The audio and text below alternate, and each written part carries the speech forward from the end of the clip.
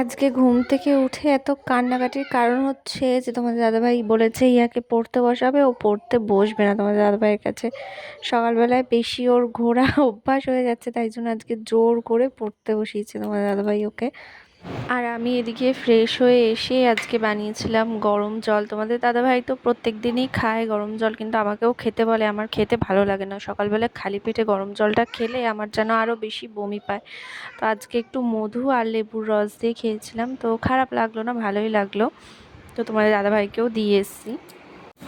মা এদিকে সকাল সকাল রান্না সব কিছু গোছগাছও করে নিচ্ছে দেখো।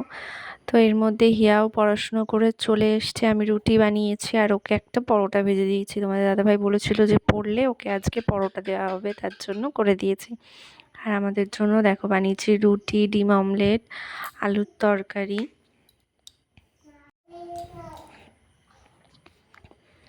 তো ব্রেকফাস্ট করে তোমাদের দাদাভাই রেডি হয়ে তো দোকানে চলে গেছে, আমি লেগে গেছি কাজকর্মে জোর ধরে। তো সকাল সকাল তো আর ঘর মোছা হয় না জানোই, হিয়ার জন্য পারি না। তোমাদের দাদাভাই যতক্ষণ বাড়িতে থাকে বারবার ঘরে ঢোকে বেরোয়, সেজন্য মোছাও হয় না। তো এখন ঘরটা মুছে নিচ্ছি।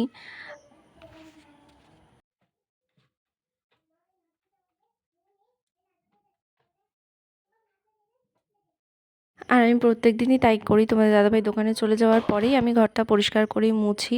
কারণ আমার ভালো লাগে না ঘর পরিষ্কার করবো সাথে সাথে যদি আবার কেউ ময়লা করে দেয়, আমার তখন প্রচণ্ড মাথাটা গরম হয়ে যায়। আর এই যে এখন আমি ঘর মুছবো, ঘরটা গুছিয়ে রেখে যাব, রেখে আমি দরজাটা বাইরে দিয়ে লক করে রেখে দিয়ে যাই। হিয়াও আর ঘরে আসে না, আসলেও ওই বারান্দাতে দোলনা চড়ে, ঘরের দরজাও খুলতেও পারে না আর ভেতরে আসেও না। আজকে কাজকর্ম সব কিছু সকাল সকালই কমপ্লিট হয়ে গেছিলো। তো হিয়াকেও স্নান করে দিচ্ছি, ওকে এখন ভাত খাইয়ে দিচ্ছি। হিয়াকে খাইয়ে দিয়ে এসেছিলাম আমাদের বাড়ির এই পিছন দিকটাতে। দেখো এই কুমড়ো গাছে আমাদের এই একটাই কুমড়ো হয়েছে, অনেকগুলো তো কুমড়ো গাছ কিন্তু এই একটাই হয়েছে। তো পরে তোমাদের দাদাভাই এলো, আমরাও খাওয়া দাওয়া নিয়ে চলে এসেছি ঘরে, খাওয়া দাওয়া করতে বসে পড়েছি। দুপুরে খাওয়া দাওয়ার পর এক ঘুম দিয়ে কিন্তু আমরা তিনজনেই উঠে গেছি, হিয়াও উঠে চলে গেছে বাইরে। তো এখন বিকালে যে সমস্ত কাজকর্মগুলো থাকে সেগুলোই কমপ্লিট করে নিচ্ছি। রান্নাঘরেও কিছু কাজ ছিল, সেগুলো কমপ্লিট করে চলে এসেছি ঘরে। ঘরটা এখন ঝাড় দিয়ে একটু পরিষ্কার করে দিচ্ছি, একটু পরেই সন্ধে হয়ে যাবে, কখন সন্ধে দিতে যাবো, তাই সমস্ত কিছু পরিষ্কার করে নিচ্ছি। আর আজকে তোমাদের দাদাভাই অনেক তাড়াতাড়ি দোকানে চলে গেছে। আমি রান্নাঘর থেকে কাজকর্ম কমপ্লিট করে আস্তে আস্তেই দেখি তোমাদের দাদাভাই দোকানের জন্য রেডি হয়ে বেরিয়ে গেছে। যতই বৃষ্টি হোক আর ঝড় হোক, গরম কিন্তু কমে না। একটুখানি কাজ করলে কি গরম লাগে আর কত হাঁপিয়ে যায়। তো ঘরটা ঝাড় দিতে পাখাটা অফ করছি, তাতেই কি গরম লেগে গেছে।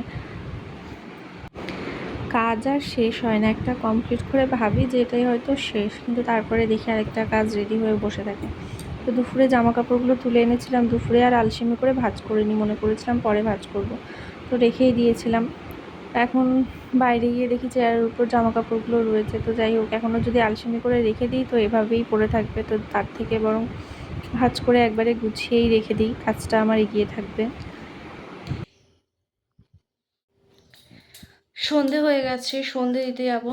ইয়া রয়েছে ওর ঠাম্মার সাথে পুকুর পাড়টাতে, ওখানটাতে সুন্দর হাওয়া দেয় বিকালের পরে, তো বসে থাকতে ভালো লাগে। তো ওরা ওখানেই রয়েছে, আরও বাচ্চা কাচ্চা রয়েছে, তাদের সাথে খেলাধুলাও করে। আজকে সন্ধ্যের টিফিন পেঁয়াজি আর মুড়ি। কি করবি এখন?